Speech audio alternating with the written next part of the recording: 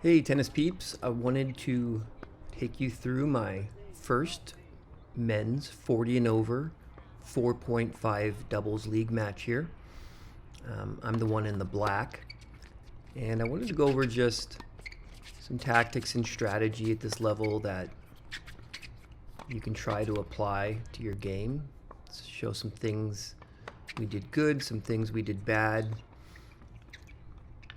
I'm the one in the black here, by the way, closest to the camera at the moment, partner of the serve returner. And honestly, I think this is good level tennis. And even at this level, I would say the name of the game is just execution.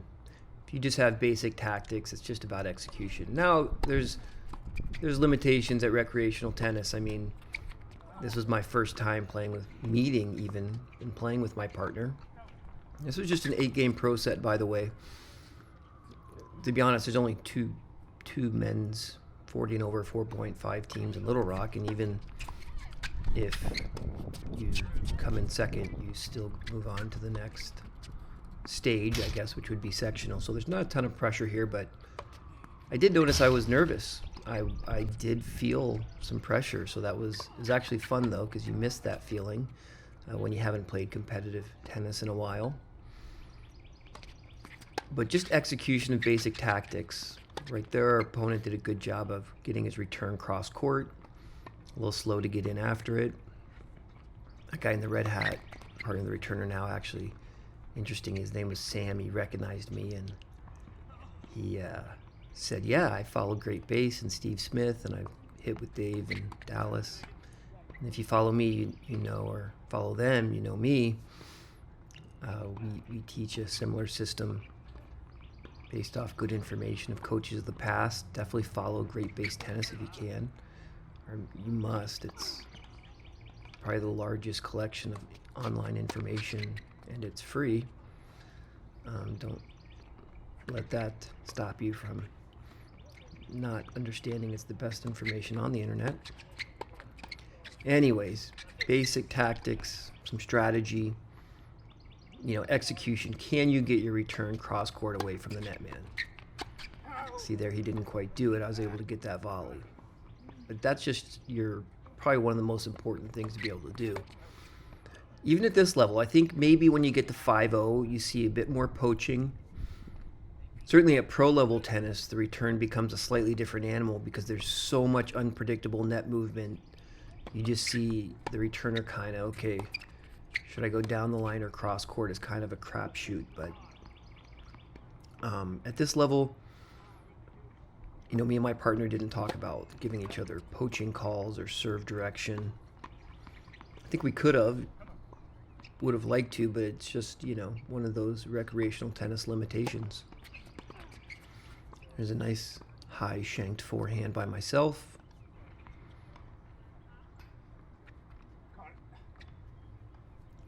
This gentleman gave us a few double faults. Again, 8-game pro set. Follow the bottom for the score. But core doubles tactics. Can you get your return cross court? And strategically, can you do it in a way effectively enough to where you can come in behind your return? So to help that happen, keeping a short swing, taking the return early. But it's not easy because I think, and I've always said this, I think returning in doubles is way harder than singles just because your target's smaller. You can only hit to half of the court. And that's certainly I'd like to think one of my stronger returns, the inside-out backhand cross-court return. But it's still difficult, especially when you haven't played. And I definitely didn't execute that shot as well as I would have liked. I'll post my second match next, where we weren't so fortunate as this one. Pace over place there. You can go at the net man when you can hit it hard. Go at the guy at the baseline when you can't. But we'll just watch through this, and what we're looking for is the server to get his return to the body there isn't bad, or even better to the tee. I like to tuck in a little closer to that center strap on the deuce side when I'm serving as a righty, so I can get that serve more centered to take away angle from the returner. So again, there we see it. It's really just who if you can get that return cross court, you're just going to start off having a good chance. And I'm going to show a double fault there, but hopefully some serve and volley here. My partner doing a great job at the net if they don't get that return cross court. And even if the net player should be weaker than the baseline player, you're still going to want to keep it away from the net player, because the net player up at the net hitting down on the ball is usually going to be stronger than someone hitting from the baseline, even if they're a stronger player. So you want to take that into account. And good serve from the opponent there, changing it up. He's hit most of his serve down the center, but every once in a while you don't want to be too predictable, so you can go out wide. But yeah, there's a double fault, and it's just me thinking about my forehand. But it really comes down to, even at this level, eliminating unforced errors. Can you miss less? That was a shanked overhead I had to overrun because I saw it spinning backwards.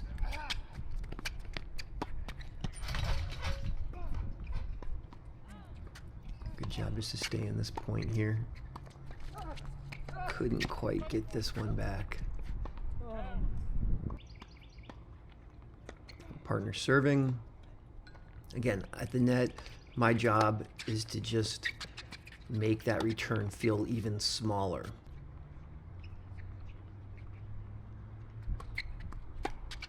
Pinch the middle, give them the line. The nice thing about having a partner with a decent enough serve is it makes the down the line return so much more difficult. So it gives me freedom as partner of the server up there to pinch the middle even more, because if they can't hit the down the line, good for them.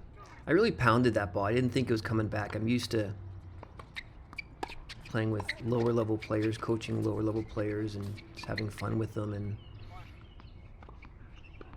you know, I think when I talk about any player can reach 4-0 tennis or 4-5 tennis, you know, I have to preface that by saying the one thing you can't learn cognitively is the ball speed. You'll see some fast exchanges up here at the net, and you know, your brain has to develop myelin to react, and there's almost a subconscious anticipation that helps you react.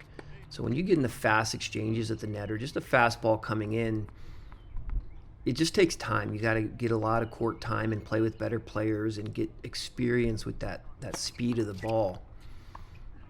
Either that, or you've played a lot of other sports with reaction time and speed relative to reading a ball. Now 4-0, you see, you know, one thing you see, you just see less ball speed. So you're able, I think 4-0 tennis is more achievable in a shorter time, but 4-5 tennis, it takes a little more time. There you go, good return for me, and way to go to my partner to come over. If your partner jumps in front of you and takes the ball like that, you give them a high five, because that's their job. And again, me just, actually I think I dumped that volley in that. I'm not sure if I created the error, but and that inside-out backhand return just wasn't executing. I'd love to get that Proton ball machine serve stand and just set it up and just practice that inside-out backhand return, because I know I can make it. And that's definitely something I you know, I'm stubborn about. Like, I could start chipping returns, and just because I notice there's not a lot of poaching, even at this level, I don't need ball speed, so I could just kind of chip or block that return back to get it back, but I'm too stubborn. I really want to master getting that return back.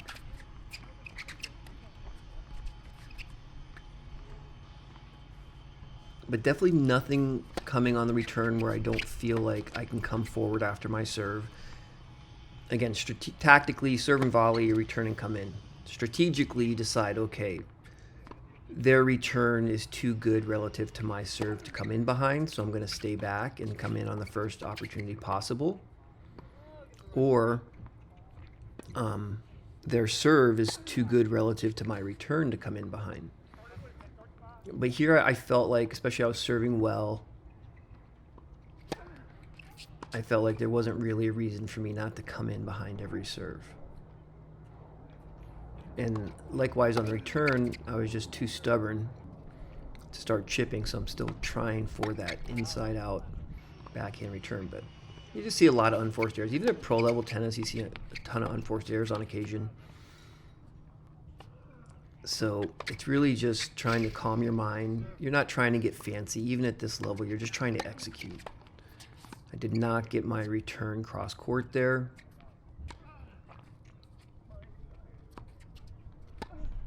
Ball kind of bounced up at me, messed up the overhead.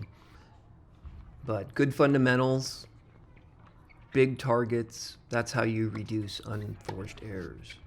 Great return from our opponent there to get it cross court, keep it away from the net man.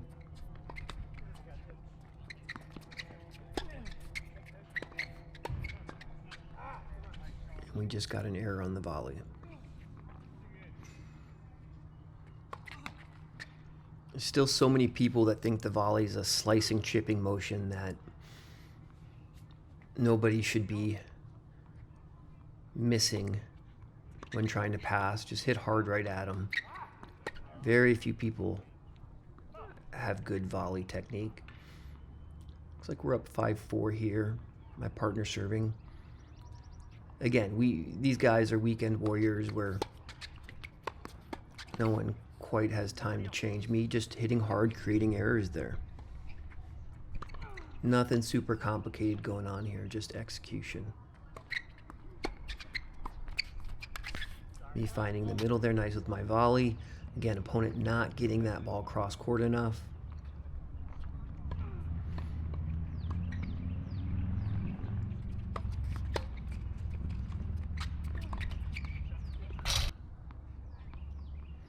Now on this do side, the ad side, the exception to serving down the tee is if your opponent is just giving you a higher, slower ball on the backhand side. Then you serve out wide. And a lot of these guys I noticed have developed really good slice backhands, but never really a topspin backhand. And slice, I mean, it floats up, so you're going to get a better chance at a higher first volley. They can keep it low, but it just takes a lot more calculation. So if you have a good serve, you're going to get unforced errors if they start to try to keep it low. But let's just identify, does the serve... First of all, do you make a lot of first serves? Do you understand how to add a touch of spin to your first serve to sacrifice maybe 3 or 4 miles an hour, but make it more? If you follow my videos, I talk a lot about adapting spin, target, and speed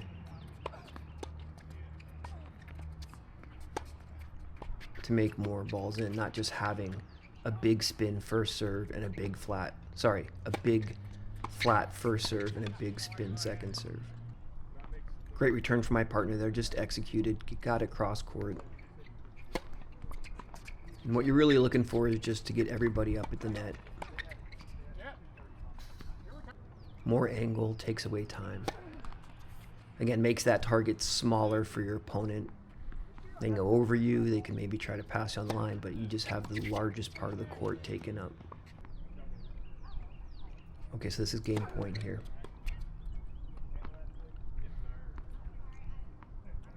Anyways, thanks for watching, guys. I'm going to let you just watch the rest of this match. The rest of this game. I think we win it here, the game pro set.